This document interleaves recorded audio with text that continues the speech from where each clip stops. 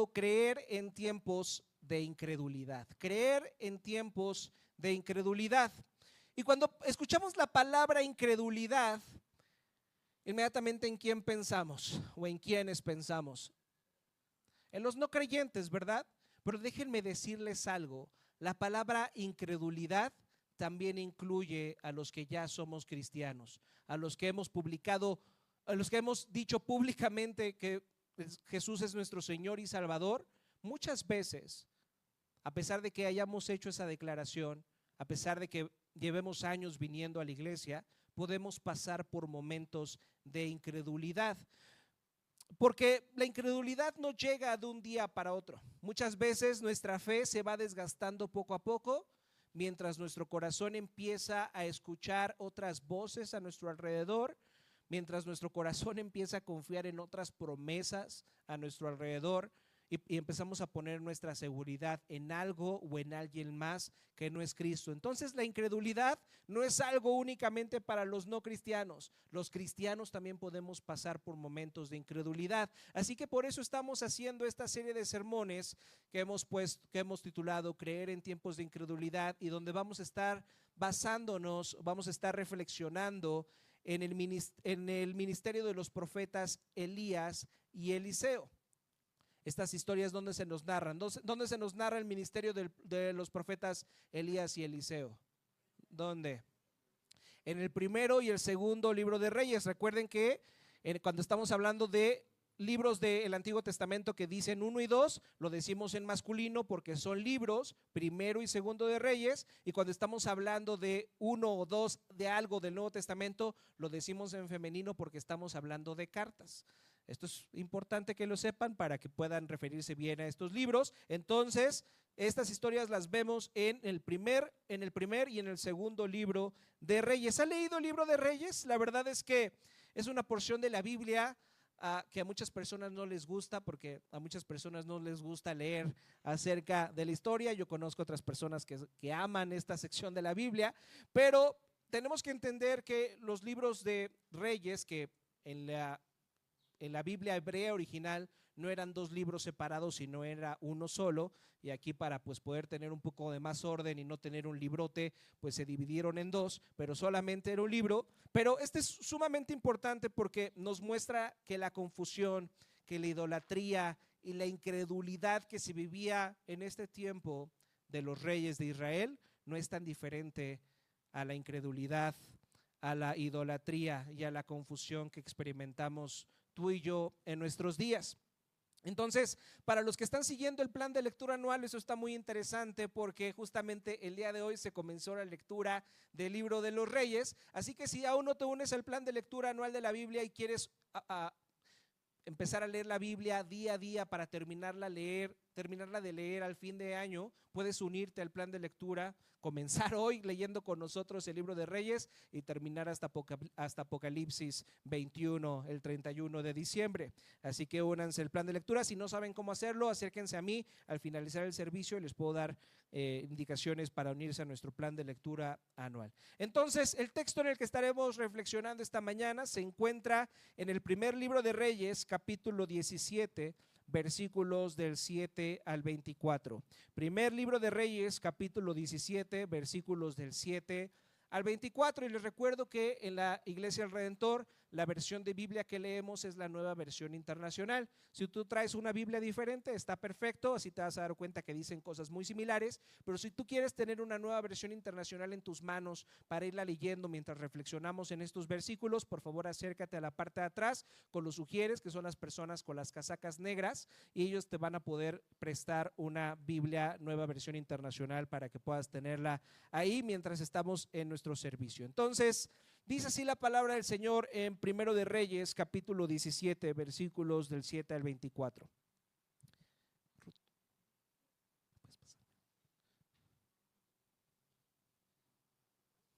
Gracias.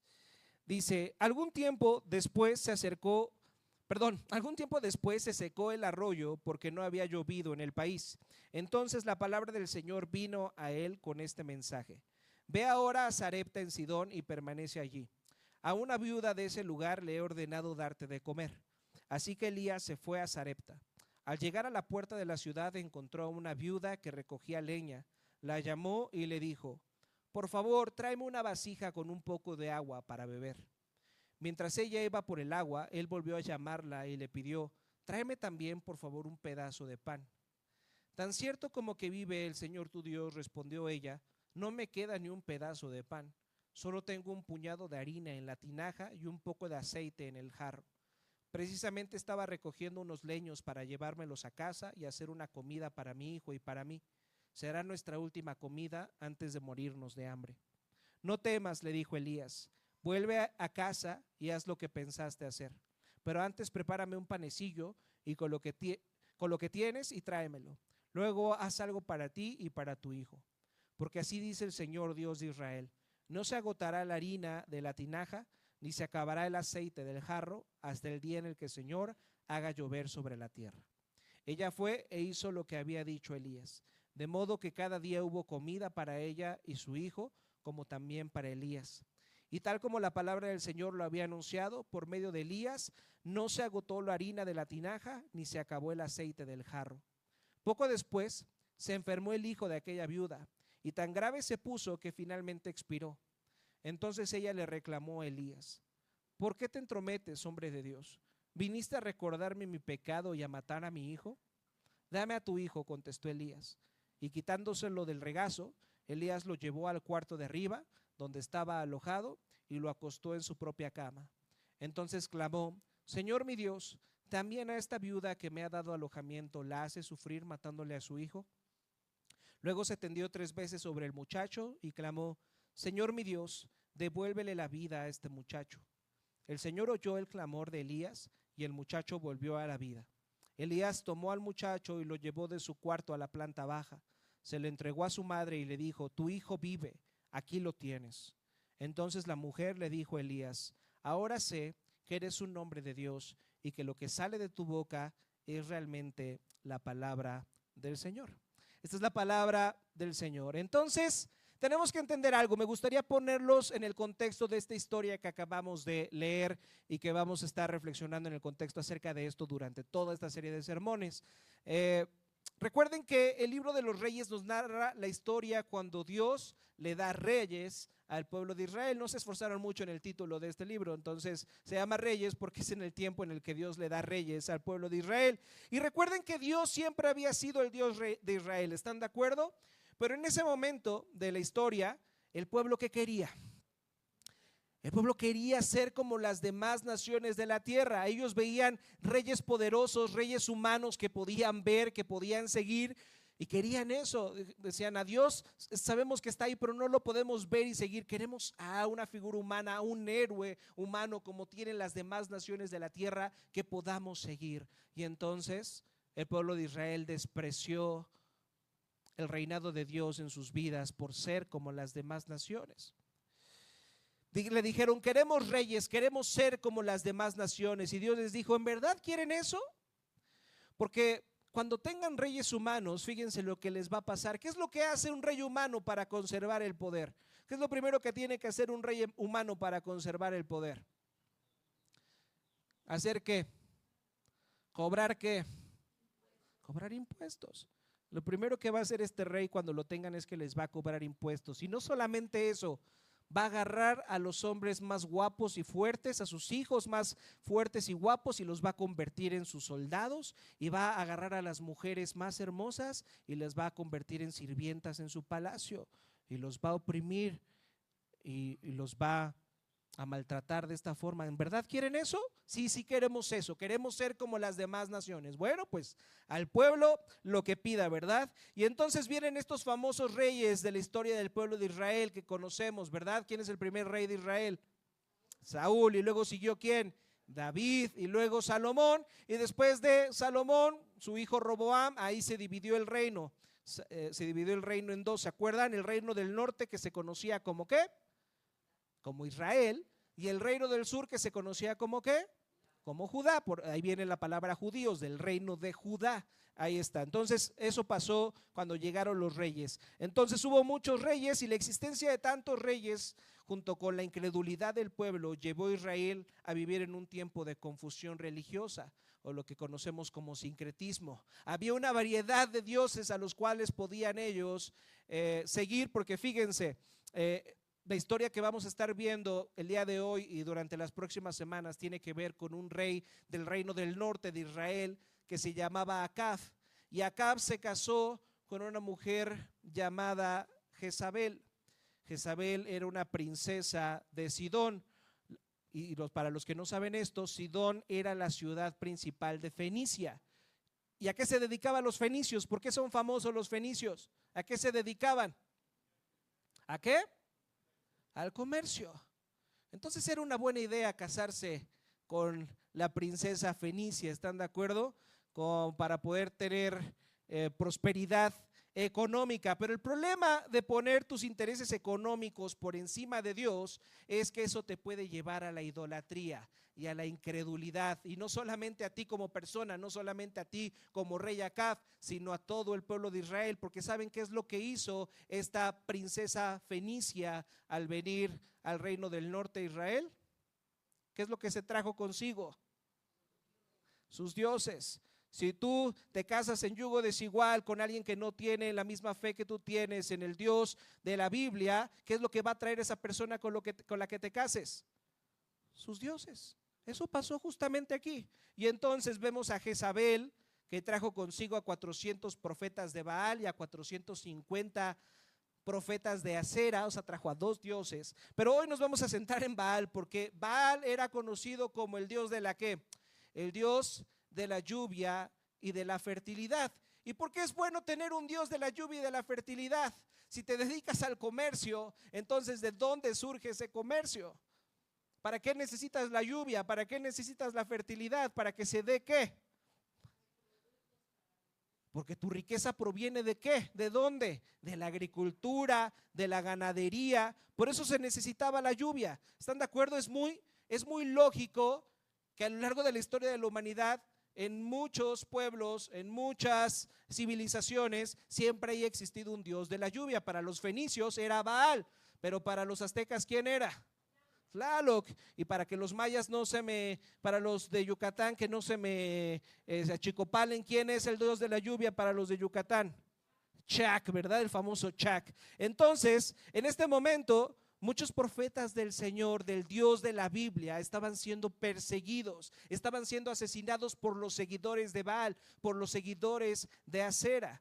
Y Elías fue de hecho uno de los últimos profetas que quedaban en aquella época.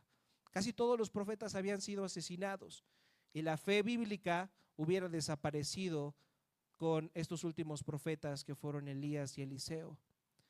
Entonces es muy importante ver cómo Dios obra en la historia de estos hombres y cómo obra para conservar la fe verdadera, la fe en el Dios vivo. Y entonces en este capítulo 17 hay una interacción entre Elías y ¿quién? Y una viuda, ¿verdad? Se nos habla que no había rocío ni lluvia sobre la tierra. ¿Por qué creen que Dios castigó así al reino del norte con que no hubiera lluvia, con que hubiera aunque hubiera sequía? ¿Por qué? Porque ellos ya estaban poniendo su confianza en el Dios de la lluvia, y entonces, bueno, a ver qué tal les va con su Dios de la lluvia. Yo les voy a mandar sequía, yo les voy a mandar que no llueva sobre la tierra, y eso va a hacer que haya hambre. Y entonces es en el contexto en el que hay esta relación entre Elías y una viuda, después de que Elías huyó al arroyo de Querit y Dios lo protegió y lo sostuvo en este tiempo de hambruna. ¿Quiénes alimentaban a Elías? ¿Quiénes se saben esta historia? Los cuervos. Son historias estas muy interesantes de cómo Dios preservó la vida de Elías, primero a través de traerle comida, carne, a través de los cuervos, y después Dios le dice: ve, ya no tienes que estar oculto en esta cueva, te voy a llevar con esta mujer. Y esta interacción entre Elías y la viuda de Sarepta nos permite entender quién es el Dios vivo que se nos muestra en la Biblia. ¿Quién es el Dios que tú y yo adoramos el día de hoy? Por eso he titulado este sermón así: el Dios qué adoramos. Y esta interacción entre la viuda y Elías nos permite entender 3 características de este Dios que tú y yo adoramos, que vamos a estar reflexionando el día de hoy. Este Dios que adoramos, punto número 1, es un Dios de gente extraña. Punto número 2, es un Dios vivo. Y finalmente, punto número 3, es un Dios que se rinde. El Dios que adoramos es un Dios de gente extraña, es un Dios vivo y es un Dios que se rinde. Acerca de esto estaremos meditando el día de hoy. Entonces, punto número 1, el Dios que adoramos es un Dios de gente extraña. Entonces, Dios envía a Elías a casa de una viuda en Sarepta para que le dé de comer. ¿Están de acuerdo que a Dios le gusta a la gente extraña? Si no me creen, voltéense a ver unos a otros. No me volteen a ver a mí, voltéense a ver unos a otros. A Dios le gusta buscar, acercarse a personas extrañas. Y esta mujer, esta viuda de Sarepta, no era la excepción. ¿Se dan cuenta quién es esta viuda? Primero se nos dice que era de la región de Sidón. ¿Qué dijimos que era Sidón? ¿La ciudad de qué? Lo acabamos de decir hace un momento.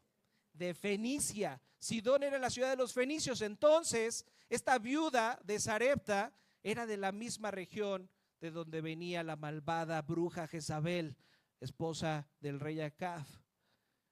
Y precisamente con esa mujer de esa región es a quien Dios envía a Elías, un profeta del Señor. Cuando Dios sabía perfectamente que los israelitas no se juntaban con quienes. ¿Con quiénes no se tenían que juntar los judíos? ¿Con quiénes? Con los paganos, con los incircuncisos, con la gente impura, con la gente que come cochinadas. ¿Están de acuerdo? Que no es kosher, que comen pata de puerco, que comen carnitas, que comen chicharrón en salsa verde, que comen moronga y todas esas cosas que una persona en su sano juicio no debería de comer. No te juntes con esas personas porque eres un hombre de Dios. Pero Dios envía a Elías con esta mujer pagana, que no solamente era pagana, también era ¿qué? También era viuda. Y no solamente era viuda, tenía un hijo. Era viuda y con un hijo.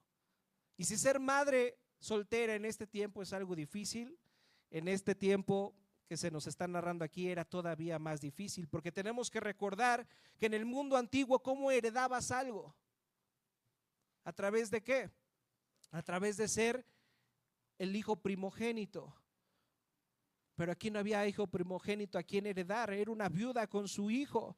Ya había muerto su esposo, ya había muerto todo lo que tenía era nada más a este hijo. Y es por eso que la Biblia es tan clara y insiste tanto en cuidar del extranjero, en cuidar del huérfano, en cuidar de la viuda, porque si eres extranjero, si tú no tienes vínculos con la tierra, si eres huérfano o viuda, tampoco tienes protección real ni acceso claro a una herencia, eres una persona extremadamente vulnerable. Entonces Dios manda a Elías con esta mujer que está en la miseria y con la que no debería de relacionarse. Pero ¿por qué Dios hace esto? ¿Por qué Dios está haciendo esto? Porque a Dios le gusta a la gente extraña. Porque a Dios le gusta ir a lugares extraños y llamar a personas extrañas para que ¿qué? ¿Para qué? ¿Cuál es la razón por la que Dios va y busca a las personas? ¿Para qué? Para que le conozcan. Para que le conozcan. Y cuando hablamos de que Dios es un Dios de gente extraña, no solamente estamos hablando de la viuda. Porque ¿cómo era Elías?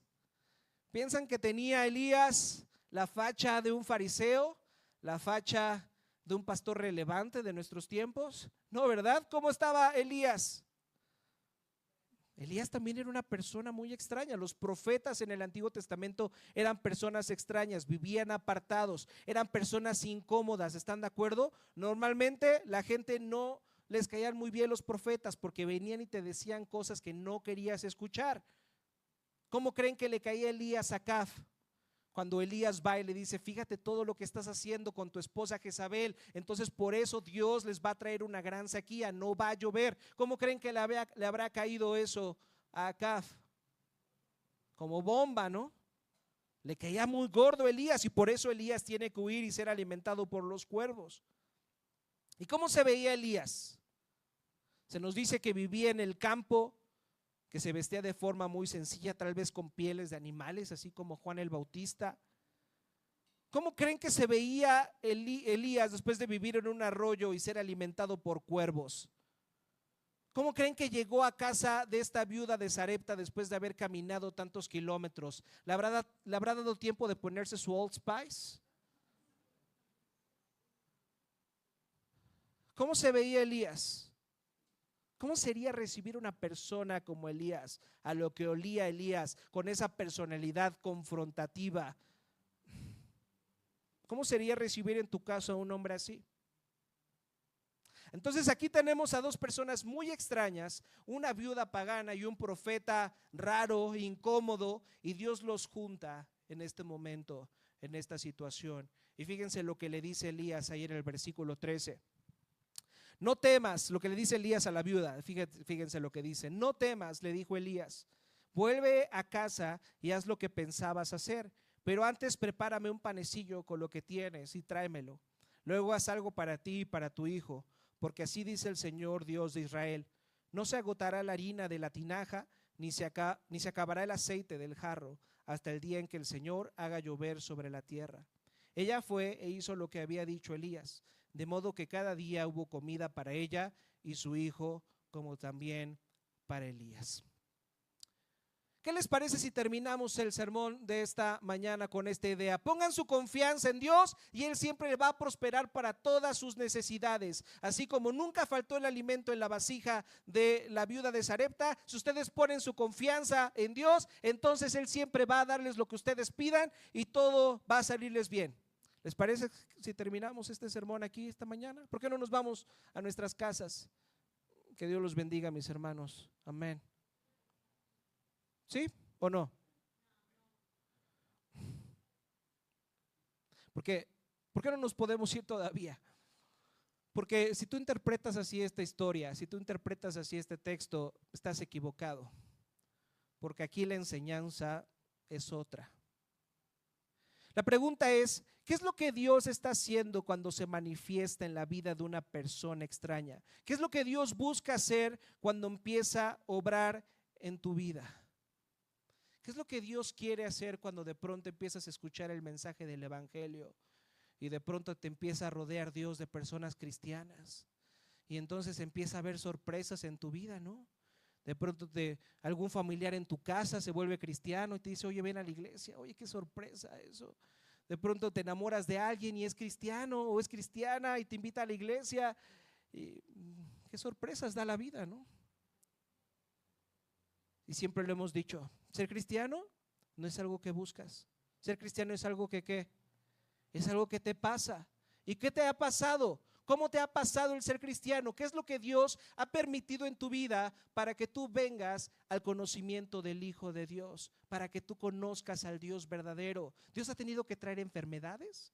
¿Dios ha tenido que traer problemas difíciles en tu trabajo, en tu familia?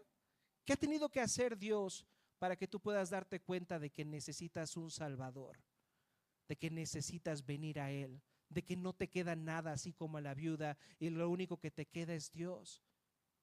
¿El Señor ha permitido que experimentes la desilusión en este mundo? ¿Has experimentado la desilusión de tus padres? ¿Tus padres te han desilusionado? ¿Tu esposo te ha desilusionado? ¿Tu esposa te ha desilusionado? ¿Te han desilusionado tus hijos? ¿No son lo que querías que fueran? ¿Te ha desilusionado tu pastor? No, ¿verdad? El pastor nunca desilusiona. ¿Por qué Dios permite que pasemos por estas cosas? ¿Por qué Dios obra a través de la decepción, a través de la necesidad, a través de los problemas? ¿Para qué? Ya lo dijimos hace un momento, para que podamos conocerlo. Dios busca a gente extraña para que lo puedan conocer. ¿Pusieron atención a la lectura que hizo Jorge hace unos minutos ahí en Lucas capítulo 4? ¿Qué se nos narra ahí? Se nos narra cuando Jesús va y predica ¿a dónde? A una sinagoga, ¿verdad? Y entonces le toca leer estas palabras del libro de Isaías, que dice: el Espíritu del Señor está sobre mí, por cuanto me ha ungido para anunciar buenas noticias. ¿A quiénes? A los pobres. Y luego Jesús, como es un excelente predicador, pone un ejemplo acerca de esto que está predicando y dice: les aseguro que en tiempos de Elías había muchas viudas en Israel. Sin embargo, Elías no fue enviado a las viudas de Israel. ¿A quién fue enviado Dios? ¿A quién fue enviado Elías? Más bien, a la viuda de Sarepta en la región de Sidón. Y el texto nos dice que cuando Jesús dijo esto, ¿qué hicieron las personas? Se enojaron, ¿verdad? Lo querían matar, se indignaron. ¿Por qué? ¿Por qué se enojaron tanto con esto que dijo Jesús? Porque esto que está diciendo Jesús es profundamente ofensivo para las personas cuya confianza está en su religión, en que hacen las cosas correctamente, en que son buenas personas, en que cumplen con las leyes. Básicamente Jesús está diciendo: Dios no vino a salvar a los que creen que están bien. Dios no vino a salvar a los que creen que son justos. Dios vino por el marginado, vino por el extraño, vino por el olvidado, vino por la viuda gentil. La Biblia es la historia de la redención, la historia que nos narra que la humanidad está en rebelión natural en contra de Dios, que nosotros no queremos tener nada en contra de Dios. Y entonces, ¿qué tiene que hacer Dios? Tiene que venir a buscarnos a ti y a mí en lugares extraños, a personas extrañas, para darse a conocer a ti y a mí. Dios no vino a salvar a personas perfectas, vino a salvar a personas necesitadas. ¿Estás necesitado el día de hoy de salvación? Aunque te consideres una persona extraña, aunque te consideres una persona que no tiene solución, déjame decirte algo: Dios es experto en personas extrañas y que no tienen solución. Porque Dios busca a la viuda para salvarla, no solamente de la hambruna. Eso era algo secundario, porque podría haber comido todos los días la viuda y sin embargo podría haber seguido sin salvación, con condenación. Podría haber seguido sin conocer al Dios vivo. Pero eso era justamente lo que Dios quería, por lo cual puso esta condición tan extraña de la sequía y de la hambruna, para que la viuda pudiera conocer al Dios vivo. Lo que nos lleva a nuestro segundo punto: el Dios que adoramos es un Dios vivo. Fíjense, parecía que el principal problema de la viuda era que no tenía comida, ¿están de acuerdo? Y entonces llegó el profeta Elías y tuvo comida, pero ahí no termina la historia. Fíjense lo que pasa más adelante ahí en el versículo 17. Dice: poco después se enfermó el hijo de aquella viuda y tan grave se puso que finalmente expiró. Fíjense, la viuda no tiene herencia, la viuda no tiene familia, su hijo era todo lo que tenía, y esto es absolutamente devastador para ella. ¿Y cómo reacciona la mujer? Reacciona como cualquier religioso en nuestro tiempo, ¿sí o no? Oye, Señor, estaba muy padre todo esto de que me dabas comida interminable. Estaba padre la parte del trato, ¿no? Yo me porto bien y tú me bendices, pero ya no me estás bendiciendo. ¿De qué se trata de eso? Ya voy a dejar de ir a la iglesia porque no haces lo que yo quiero que hagas. Así reaccionó la viuda. La mujer le reclamó a Elías: ¿qué tienes contra mí, hombre de Dios? ¿Has venido a recordarme mi pecado y a matar a mi hijo? ¿Esto es un castigo por mi pecado? Eso le pregunta a la viuda Elías. Y fíjense, Elías era un profeta, tenía formación teológica, ¿estaban de acuerdo? Era un experto en teología el profeta Elías, y lo que esperaríamos es que en ese momento Elías le diera una respuesta contundente y profunda, como lo haría cualquier teólogo, youtuber o tiktoker apologeta de nuestros tiempos, ¿a poco no? Pero fíjense lo que pasa con Elías. Fíjense lo que dice: toma al niño, lo lleva a su cuarto y hace exactamente la misma pregunta que la viuda hizo. Versículo 20: Señor mi Dios, ¿también esta viuda que me ha dado alojamiento la hace sufrir matándole a su hijo? ¿Este es un castigo, Dios? ¿Ese es tu juicio, Dios, en contra de ella? Fíjense, en este momento la viuda y Elías comprendieron dos cosas fundamentales. La primera que comprendieron es que ellos no tenían el control. ¿Están de acuerdo? No pueden impedir la muerte, no pueden manipular a Dios, no pueden negociar con Él, no pueden garantizar, porque ya hubo un milagro antes, que ahora Dios va a hacer un milagro otra vez. Y eso los confronta con su fragilidad, eso los confronta con su pecado, eso los confronta con su pequeñez delante de este Dios. Pero fíjense, la segunda cosa que aprendieron, que es aún más importante que la primera, lo que entendieron Elías y la viuda en este momento, es que ellos no tenían el control, porque estaban delante de un Dios vivo que sí tenía el control. Eso lo entendieron. Piensen en todos los dioses de este mundo. A ver, ¿quién les gusta? Piensen en Krishna, piensen en la Vishnu, piensen en Buda. Si son muy orgullosos de su cultura prehispánica, bueno, piensen en Quetzalcóatl, piensen en Huitzilopochtli, piensen en la Virgencita, piensen en San Judas o en la Santa Muerte. Piensen en cualquier ídolo en la que la gente de este mundo pone su fe. Fíjense, en el fondo todos estos ídolos, todos estos dioses falsos en que las personas ponen su fe funcionan de la misma manera. Son dioses moldeados por la imaginación humana o figuras a las que se les asigna algún tipo de poder para conseguir algo específico. ¿Están de acuerdo? Si quiero lluvia, entonces ¿qué tengo que hacer? Ir a adorar a Baal, o ir a adorar a Tlaloc, o ir a adorar al Chac. Le voy a quitar la estatua de Poseidón para que ¿qué? Para que no se enoje el Chac. Por eso llegó los huracanes, ¿no? La lógica siempre es la misma. Yo te sirvo, Dios falso, yo te rezo, yo te ofrezco algo, y entonces ¿qué? Ahora tú qué me vas a dar, ahora tú me vas a dar lo que yo quiero. Pero fíjense, el Dios de la Biblia no funciona así, porque el Dios de la Biblia es un Dios vivo, que busca gente extraña en lugares extraños y llega a la vida de personas que ni siquiera lo estaban buscando. Porque el Dios de la Biblia no es un Dios que tú y yo creemos con nuestra imaginación. Es un Dios que está vivo y por lo tanto no podemos controlar. Los dioses falsos, los dioses muertos siempre prometen más o menos lo mismo. Tú haz esto por mí y yo te prometo salud, prosperidad, amor, éxito, protección y seguridad. No importa que lo que hagas sea un crimen. Tú ofréceme esto y yo te voy a bendecir, ¿a poco no? Así funcionan los dioses de nuestra imaginación. Pero ¿quién creería un Dios como el de la Biblia? Un Dios que te va a confrontar, un Dios como el de Elías que te va a buscar en medio de una sequía, que va a provocar una catástrofe para que lo puedas conocer. ¿Se dan cuenta que es mucho más cómodo creer en nuestros dioses falsos, en nuestros dioses muertos, que creer en un Dios vivo? ¿No es más fácil creer en nuestro materialismo, en nuestra independencia económica, en nuestras amistades que nos van a llevar a un mejor lugar social, subir de clase social, en vernos mejor? ¿No es mejor confiar en tener más dinero? ¿No es mejor confiar en nuestro aspecto físico? Si ya nos vemos lo suficientemente guapos, si estamos lo suficientemente flacos,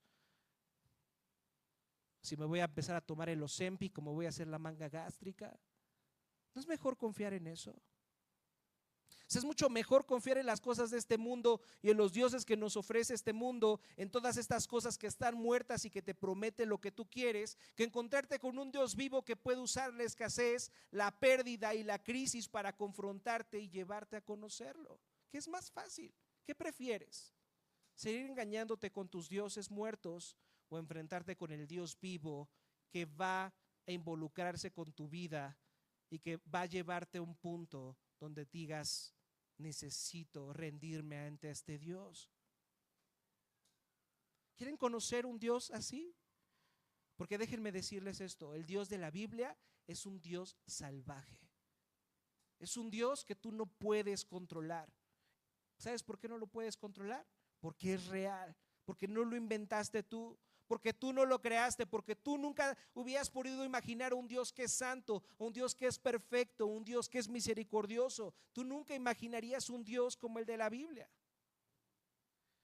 Este Esta es la gran diferencia entre un amigo imaginario y un amigo verdadero. ¿Están de acuerdo? ¿Cómo es un amigo imaginario? No sé si alguna vez han tenido eso de un amigo imaginario, tuvieron algo así. Yo la verdad nunca tuve algo así, pero he escuchado que un amigo imaginario es alguien que hace lo que tú quieres, que nunca te contradice, que nunca te incomoda, que nunca te corrige, que siempre encaja perfectamente con lo que tú deseas. Pero un amigo real no funciona así, ¿estás de acuerdo? Si tú tienes un amigo real, es alguien que no vas a poder controlar. ¿Estás de acuerdo? Si tú tienes un amigo real, es alguien que no le vas a poder decir, oye, avísame cuando llegues, ¿no? Oye, ¿por qué no me has escrito? Oye, ¿por qué no hemos hablado? Oye, si tú te tratas así con tus amigos, no los estás tratando como amigos, déjame decirte. Porque un amigo es alguien a quien te entregas, pero que no puedes controlar, que es impredecible, que es alguien que está vivo. Al amigo imaginario sí lo puedes controlar porque es producto de tu imaginación, pero el amigo real no, porque es vivo y toma decisiones que a veces tú no entiendes. ¿Están de acuerdo? Un verdadero amigo es en cierto modo incontrolable y precisamente por eso es real. Si tú quieres un Dios que siempre haga lo que tú quieres, que nunca te contradiga, que nunca te confronte, que nunca te incomode, que nunca actúe de maneras que escapan de tu imaginación, que escapan de tu comprensión, entonces lo que quieres no es al Dios vivo, lo que quieres es a un ídolo, a un Dios de tu imaginación. En lugar de un Dios vivo que podría molestarte, que podría echar a perder tus planes, que podría desafiarte. ¿Te has enfrentado con el Dios vivo? ¿El Dios vivo es alguien que puedes controlar? Pues un Dios que ha echado a perder tus planes. ¿De qué manera Dios ha echado a perder tus planes? ¿En serio, Dios? Esta jefa, este jefe, este esposo, esta esposa, esta enfermedad, este gobierno, este pastor. ¿De qué manera Dios está echando a perder tus planes? ¿De qué manera Dios se está involucrando en tu vida? ¿Para qué lo está haciendo? Para que puedas conocerlo. Oye, pero yo ya lo conozco. Para que puedas conocerlo más, para que dejes de poner tu confianza en esas cosas falsas en las que estás confiando hoy y voltees tu mirada al único Dios vivo que existe y que es real y que vive y que no puedes controlar.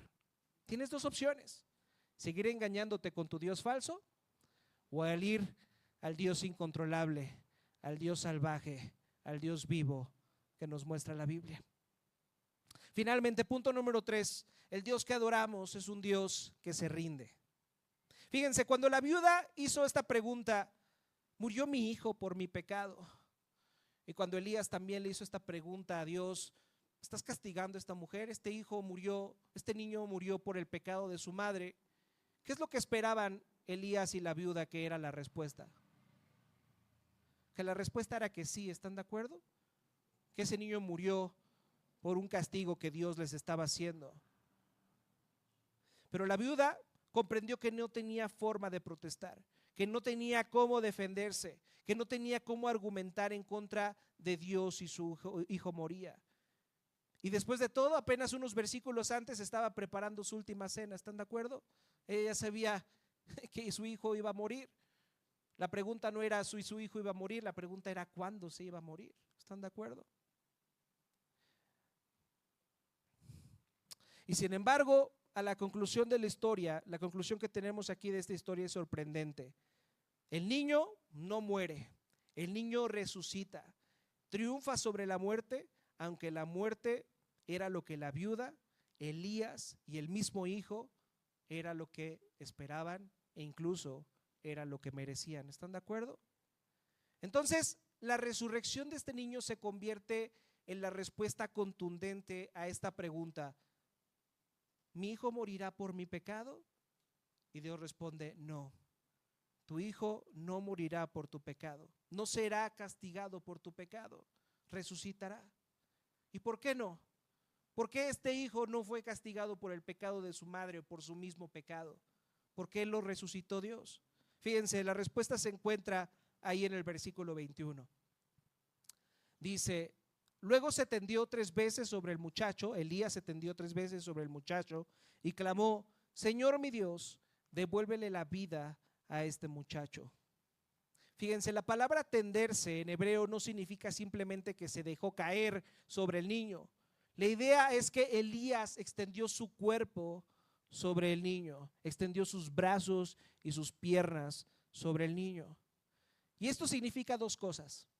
El hecho de que Elías se haya tendido así sobre el niño significa al menos 2 cosas. La primera cosa que significa es rendición. Porque cuando una persona se extiende de esta manera, cuando una persona se coloca en esta posición, ¿están de acuerdo que es una persona que está en una posición de completa vulnerabilidad? Por ejemplo, si tú estás en el piso y te quieres proteger de que alguien te agreda, ¿cómo te tienes que poner? Te tienes que hacer bolitas, ¿sí o no? Tienes que cubrir tu cabeza y tus partes y tus órganos vitales. Pero si tú estás extendido con los brazos y con las piernas abiertas, te estás colocando en la posición más vulnerable posible. Esta es una posición de entrega. Esta es una posición de rendición. Y en segundo lugar, esto también comunica una idea de sustitución, de ponerse en el lugar del otro. Y eso lo vemos en las películas, ¿no? Cuando alguien está por darle un balazo a otra persona y alguien quiere salvar a esa persona, ¿qué es lo que hace? Se extiende en lugar de la otra persona y dice: no, dame a mí, mátame a mí. Extiende brazos y piernas y dice: no, castígame a mí, toma el castigo sobre mí. Entonces, cuando Elías hace eso, es como si dijera: tome a mí, aquí estoy, me rindo, soy vulnerable, toma mi vida en lugar de la de él. Y sabemos que Dios no tomó la vida de Elías, pero sí resucitó al niño. Así que 2 veces en este pasaje aparece esta gran pregunta: ¿morirá este hijo por el pecado de su madre? ¿Morirá mi hijo por mi pecado? Y la respuesta que Dios da es ¿qué? Es no. Dios le dice a la viuda: tu hijo no morirá por tu pecado. ¿Sabes por qué? Porque mi hijo va a morir por tu pecado. Porque mi hijo se va a extender, se va a entregar, se va a rendir para protegerte a ti y a tu hijo. No es de a gratis que Cristo muriera extendiendo sus manos y sus piernas en una cruz. Esa es una expresión de vulnerabilidad. Esa es una expresión de entrega. Esa es una expresión de rendición. Esa es una expresión de sustitución. Yo pongo mi vida en lugar de la de todos ellos. Ese es el Dios que adoramos, ¿están de acuerdo? Ese es el Dios que adoramos en esta iglesia. Ese es el Dios que adoramos en los cristianos. No es un Dios lejano, no es un Dios indiferente, no es un Dios que viene y te exige una forma de vivir. No, es un Dios que se entrega, que se rinde, que hace primero lo que tú y yo no podemos hacer y cumple con lo que tú y yo no podríamos, para darnos las herramientas para poder ahora vivir una vida diferente. Ese es el Dios que adoramos.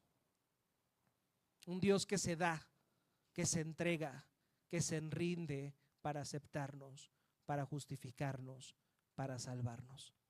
Ahora, me gustaría terminar este sermón de una manera práctica. ¿Qué aprendemos de esta historia? ¿Qué aplicaciones tenemos de esta historia? Fíjense, tenemos que reflexionar en la forma en la que responde la viuda después de ver que su hijo resucitó, y eso nos enseña mucho a cómo deberíamos de responder tú y yo el día de hoy a un Dios así, a un Dios vivo, a un Dios salvaje, a un Dios incontrolable, que también es un Dios que se rinde. Primero tienes que responder a este Dios con una esperanza humilde. Fíjense, si tienes un Dios de tu imaginación, normalmente tendrás un Dios muy simple, un Dios muy predecible. ¿Estás de acuerdo?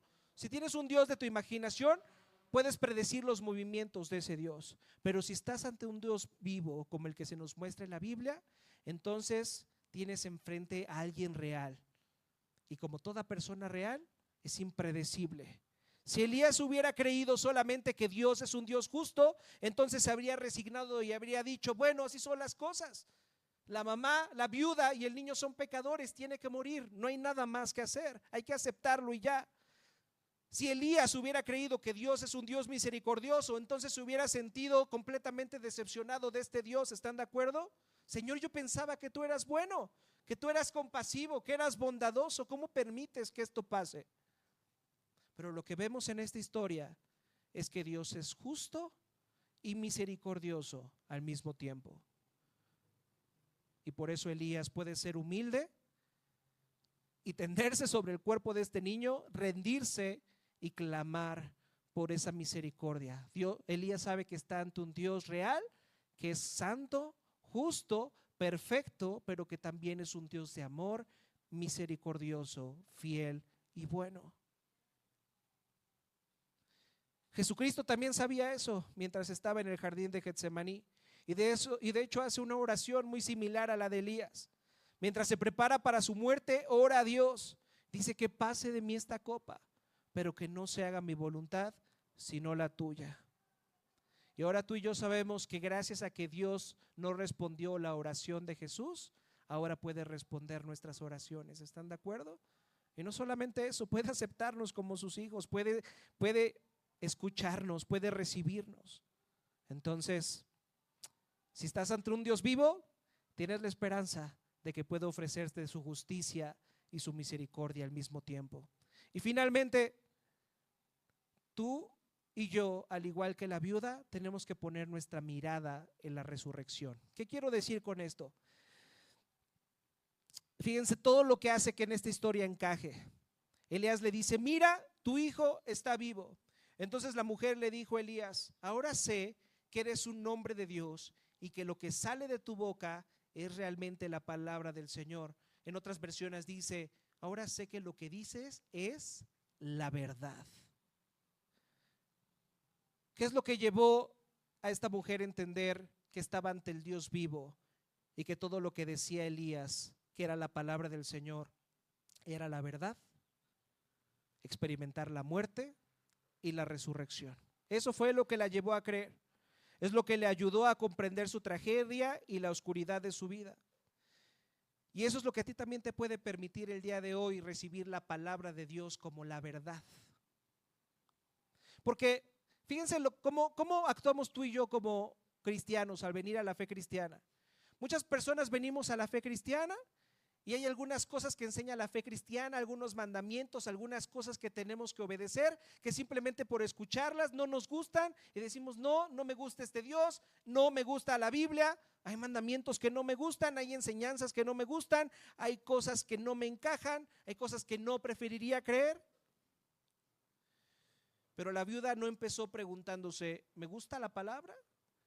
¿Es cómoda esta enseñanza para mí? No. Ella vio la muerte y la resurrección y dijo, entonces esto es la verdad. Ahora sé que esta palabra es la verdad. Y lo mismo pasa con nosotros. No empieces diciendo, voy a creer esto si me gusta todo lo que la Biblia enseña. Voy a venir a la fe en Cristo si me gusta todo lo que la Biblia enseña, si estoy de acuerdo con todo lo que la Biblia enseña. Porque si la palabra de Dios es la palabra de un Dios vivo, ¿qué deberías de esperar? Deberías de esperar que te incomode. Deberías de esperar que haya cosas que te confronten. Deberías de esperar que haya cosas que no te gusten, porque este Dios no surgió de tu imaginación. Es un Dios real que te confronta y que dice, esto es la verdad, te guste o no. Esta es la verdad, te guste o no. ¿La Biblia les incomoda a ustedes un poco?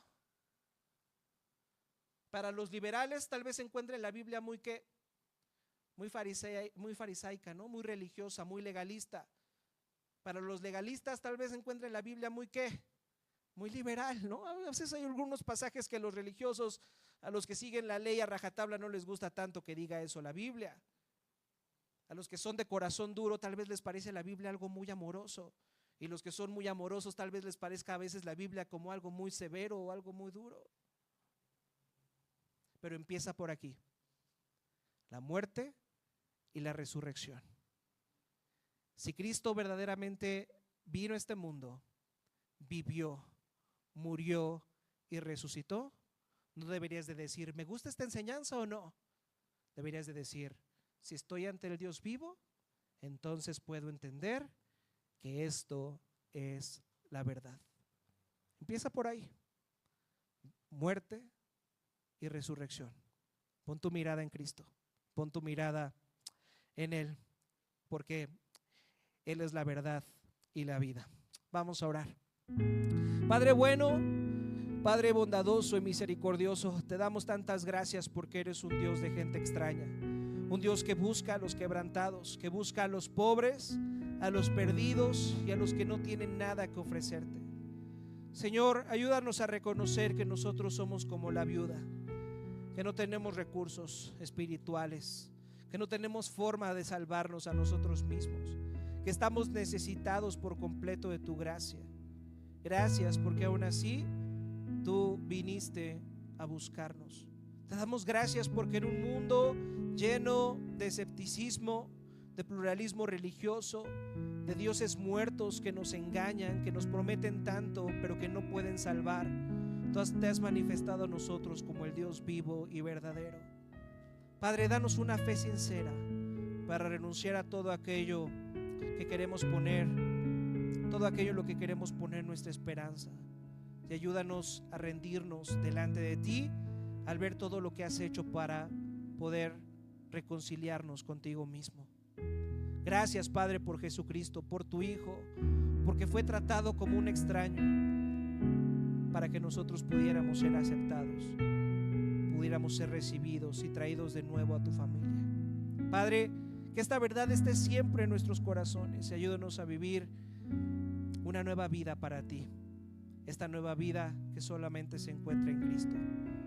Ayúdanos a vivir para tu gloria y el beneficio de los demás, al recordar tu vida, tu muerte y tu resurrección. Te pedimos todo esto, Padre, en el nombre precioso de tu Hijo Jesucristo.